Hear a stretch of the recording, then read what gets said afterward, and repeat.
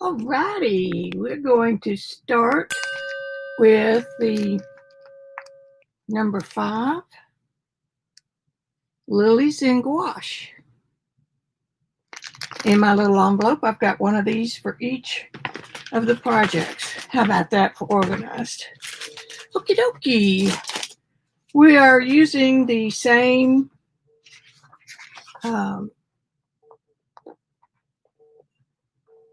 it's like walking and chewing gum. We're using the same artwork from Project 4. There, that's better. And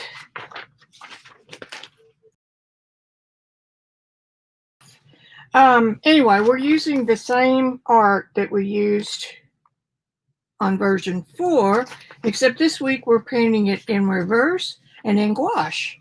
The reverse part was a happy little accident because my printer, for some reason, actually changed that. The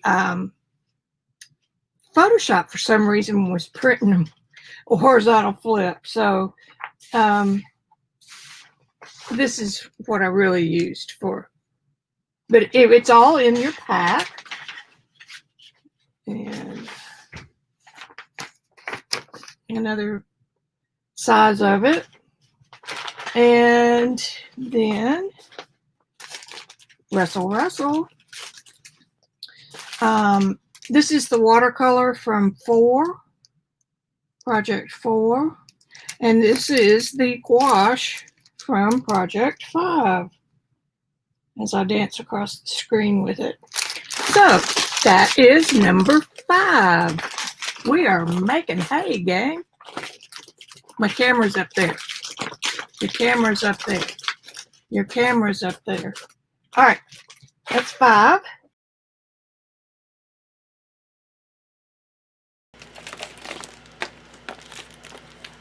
Aha, she has another envelope. This is number 5, Gouache Lilies. Now, those of you who've been following me a while will know that gouache is a water-based paint, as is acrylic, as is casein, gouache. I can't think of another one. But the difference in watercolor is transparent, and it lets the brightness of the paper shine through, which gives it a glow. In gouache, being opaque, you have to put that glow in there at the end. So it's a real good example for you to see the difference. By painting the very same subject, you'll see the difference in the look of the final product.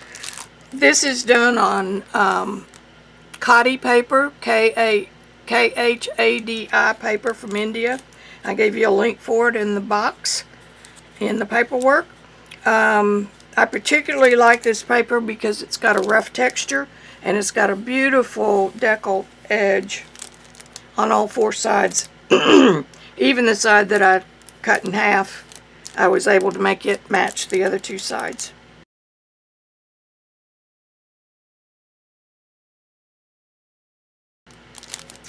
So that is this week's